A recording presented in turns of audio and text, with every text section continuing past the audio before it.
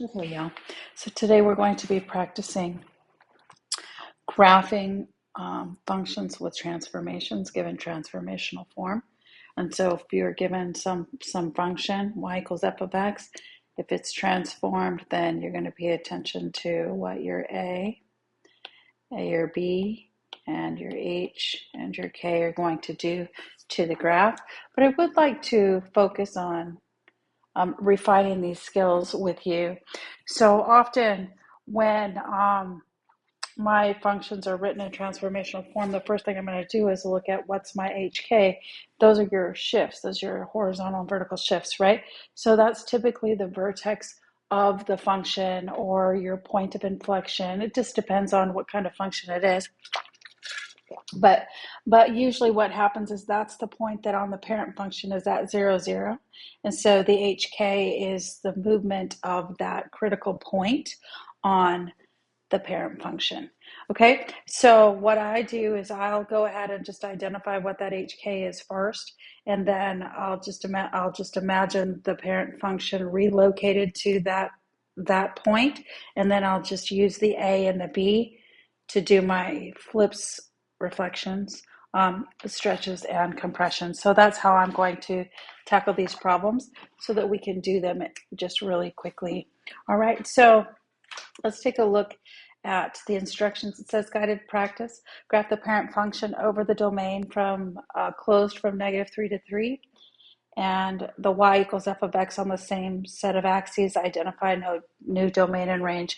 Now listen, the reason that I'm asking you to graph the parent function over a restricted section of the domain is so that when we do the transformations, you can really see the horizontal stretches, compressions in action and how they affect the graph. Also the vertical stretches, compressions, and you know what? Also the reflections. So, and also the shifts. I guess it covers all of it. But the point of doing the restricted domain is so that we can really see how each of those actions affect your parent function.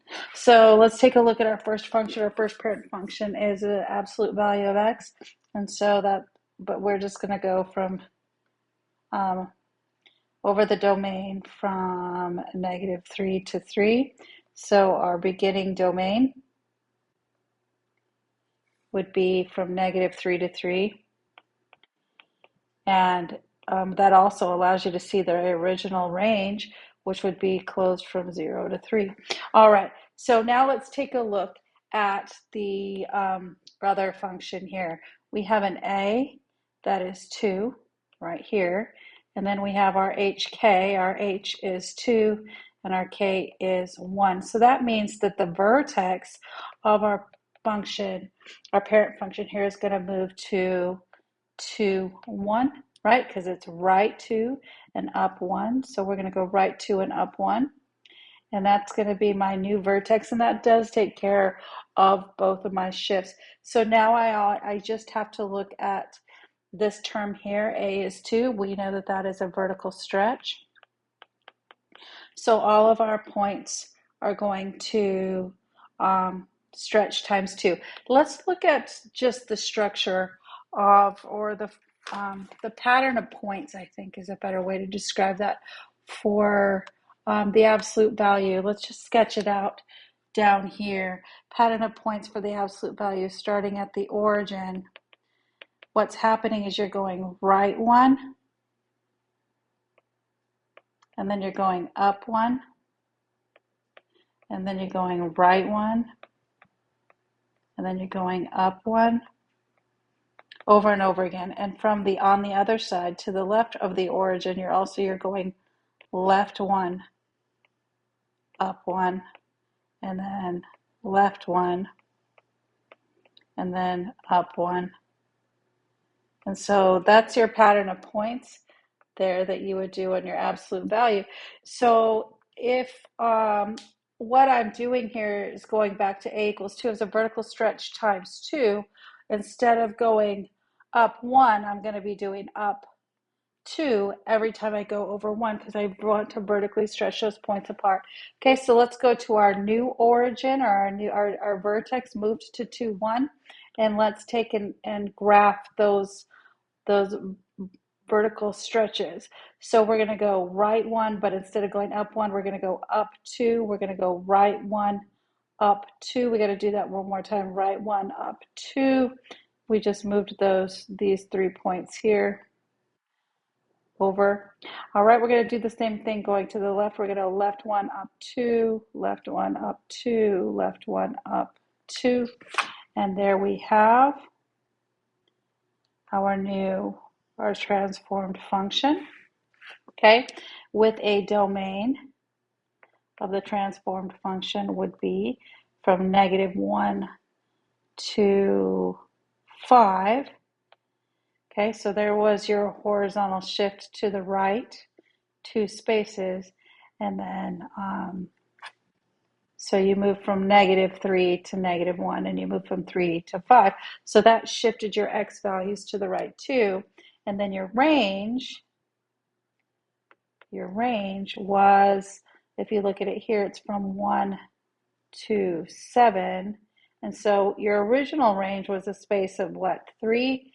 And now it's a space of 6 because the range had to stretch by 2. You had a vertical stretch by 2. And it also had a shift up 1. So from 0 as a starting point to 1. And from 3, well, it went up to 7 instead of up to 4 because you had a double stretch. Instead of a range of 3, you had a range of 6. Okay, so there we go. There's that explanation for that one. Right, so memorize that pattern of points for your absolute values. Let's take a look at problem B. All right, so here we have our parent function is the quadratic function. All right, so let's take a look at those points. Let's graph the parent function. So 0 squared is 0, 1 squared is 1, 2 squared is 4, and 3 squared is 9.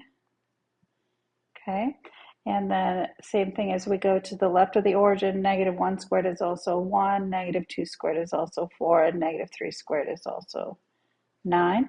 And so just over that restricted section of the domain, because we were given the domain from -3 to 3. Let's take a look at our range here. Our range is from 0 to 9, closed. Okay, so what we're going to do with that first now is we're going to look at this new equation. Now here's something I want you to clue into. I want you to notice that what's in the parentheses is not in the form b is factored out of x minus h. And so what you have to do is you have to come off to the side and you have to do a factoring of that. So you're going to take 1/2 x plus 1 and you're going to divide out or factor out the 1/2. So 1/2 of times x, and then 1/2 of what? 1/2 of 2. Okay, so that's 1/2 of 2 equals 1. If you distribute those in, you'll get back to the original. So this is an equivalent statement. So we're going to rewrite this as y equals 1/2 f of 1/2 of x plus 2 plus 1. Okay, all right. And so now let's identify what is our a. Our a is 1/2. We have a b here. That's also 1/2. And then our hk, our h is -2, and our k is 1. So the vertex is going to move to -2, 1. So that's going to take care of your horizontal and vertical shift. So let's go ahead and graph that. We're going to go to -2, up 1. So that's where our vertex is going to move to, right there. All right, so that takes care of those. Now let's talk about the pattern of points on your square root function here. Starting at the origin, the points go right 1, up 1, and then it's right 1, up 3, and then it's right 1, up 7. No, 5. I could do math. 5, and that would take care of the points on the right side of the origin, and then it's a reflection on the other side, even function here. So it's going to be left 1, up 1, and then left 1, up 3, and then left 1, up, I got to squeeze it over here, up 5. Okay, so that's your pattern of points there. All right, and so now let's go and look at how that's being transformed, what we're doing to those left and right ones, and there's those up 1, up 3, up 5s. Okay, so if our A is 1/2, then that means that we are going to be taking all of our ups and cutting them in half, because that's a vertical compression. So all of our y values times half. So you're multiplying times half. And then your b value is 1/2. So that's a horizontal stretch, remember, because you're always multiplying by the reciprocal. So that's a horizontal stretch times 2. So basically what you're doing is you're going you're going to go left and right 2 instead of left and right 1. So that's times 2 and times 2 and times 2, right? Because you're going to do that horizontal stretch. You're going to do that to the left and right.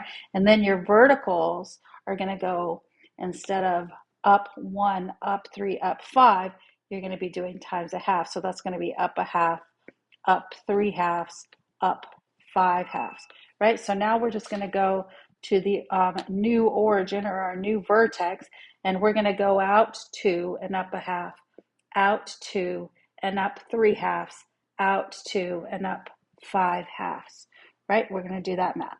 So let's do that. Let me grab my pencil here. I got it.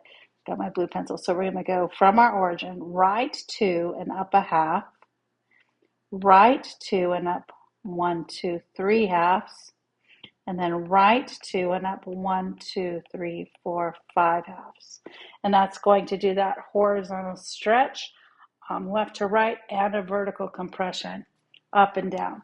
Now we're going to just reverse that to the left. So we're going to go left 2 and up a half, left 2 up 1, 2, 3/2, and left 2 up 1, 2, 3, 4, 5/2. All right, and then we're going to draw our new function, or our transformed function. All right, not very good of a graph. Let me see if I can clean that up a little bit. Did I make them? It doesn't look right. I think it's just how I drew the curve. All right, so let's talk about our new domain. So our new domain is going from -8 to 4, because our domain definitely should have doubled. This was a distance of what, 6, and this is a distance of 12. So that doubled the domain because we had a horizontal stretch times 2. But our range, which was a range of 9, should have cut in half. So our range should only cover like 4.5. So let's see if that's true. A distance of 4.5. So the range is from 1 to 5.5. And so there you go. You can see that the range was cut in half. And then you had your shifts left and right and up and down. Well, left and up, I guess those were your shifts. So anyway, there you go for problem B. All right, I think we had another problem here, which is problem C. All right, so let's see if you could give this one a go. Why don't you guys give this one a go without me? Press pause and see how you do, and then come back and check your work. Okay.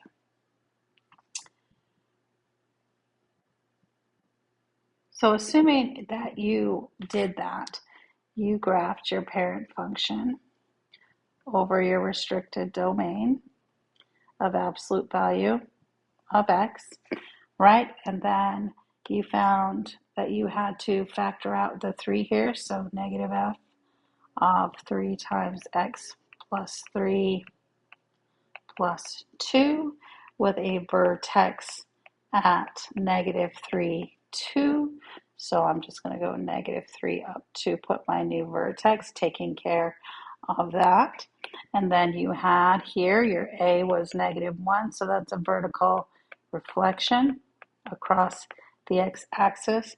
And then your B here was 3, so that is a horizontal compression of all of your x points times 1/3. Okay, all right, so let's take a look at doing that. So you had your points. You go in right one, up one, right one, up one, right one, up one, left one, up one, left one, up one, left one, up one. But what you're doing is doing a vertical reflection. So that means instead of going up, you're going to go down. And so you're just doing all of your y values times -1, and you're horizontally compressing everything times 1/3. So I'm going to zoom in here, and instead of going, I'm going to start right here, and I'm going to cut this little section into thirds and this little section into thirds, and I'm going to be going down instead of up. So I'm going to go right 1/3, down 1, right 1/3, down 1, and then right 1/3, down 1. Then I'm going to go back to my green vertex, and I'm going to go left 1/3, down 1, left 1/3, down 1, and left 1/3, down 1. And that would be the transformed version of that parent function restricted on the domain. Okay, so let's take a look and see if that makes sense. Our new domain looks like it goes from -4 to -2, while our original domain was from -3 to 3, and that is a closed domain there. All right, so did we cut that distance in thirds? This was a distance of 6.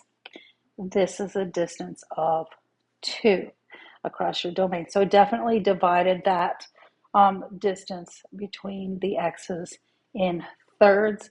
And then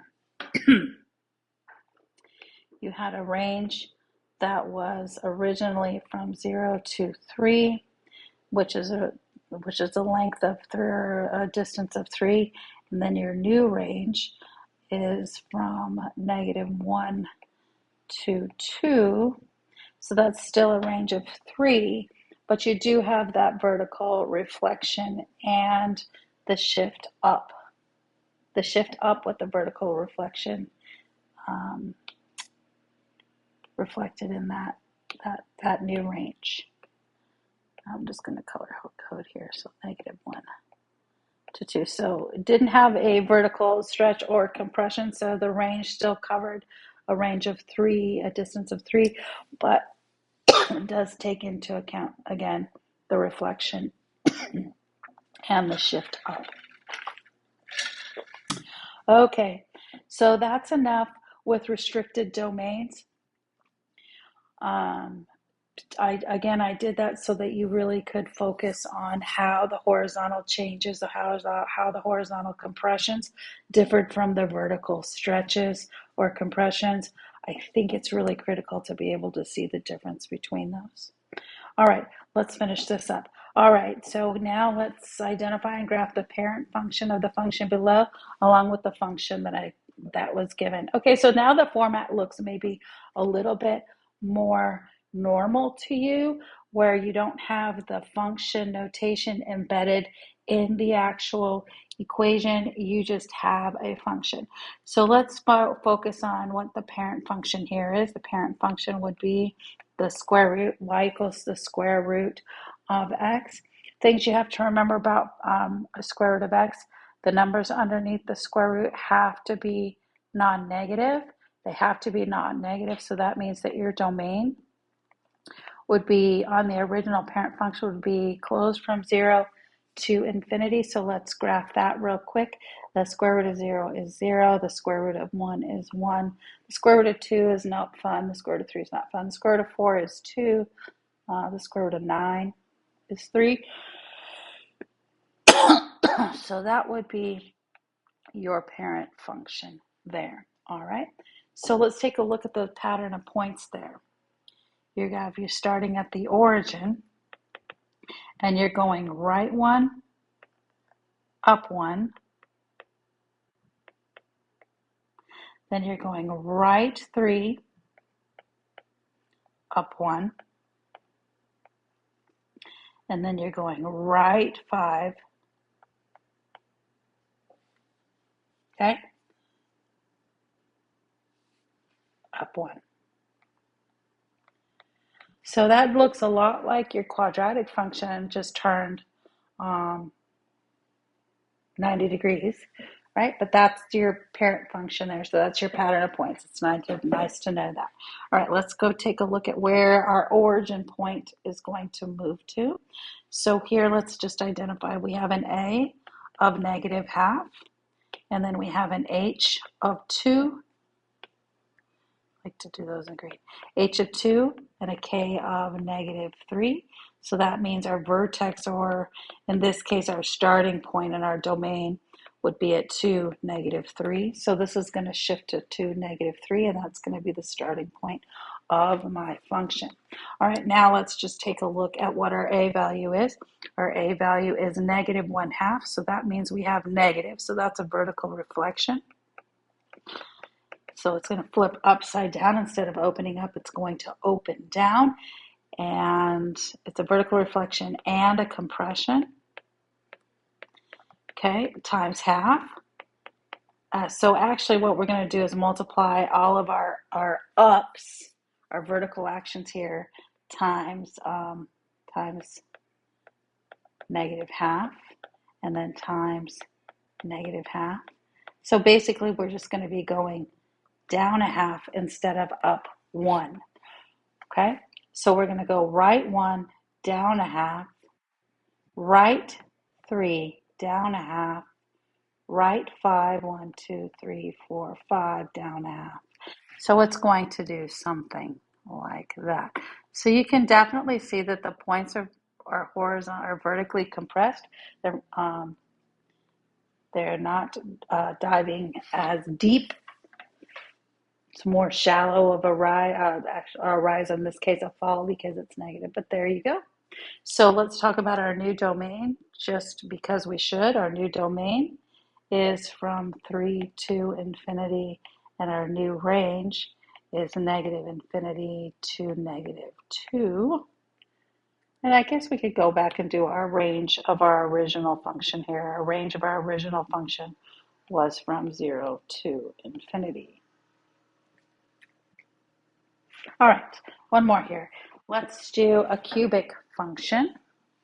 All right, so here we have f of x equals negative, the quantity of -2x cubed plus 4. All right, so let's take a look at the original function here. Would be y equals x cubed, and let's graph that. So we're going to go 0 cubed is 0, 1 cubed is 1, 2 cubed is 8. So that goes to the right of 0, 0, and that's to -1 cubed. -1 times -1 times -1 is -1. -2 cubed is -8.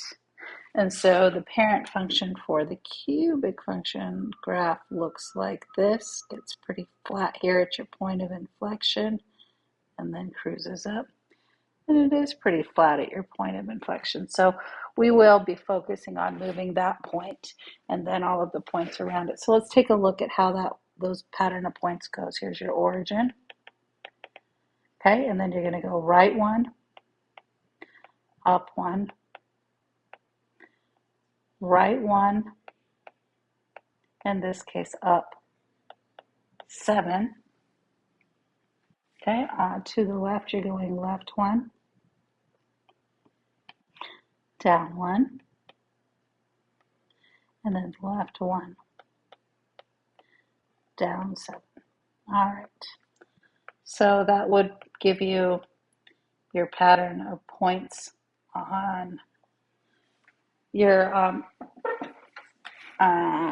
cubic function. All right, domain -∞ to infinity, range -∞ to infinity.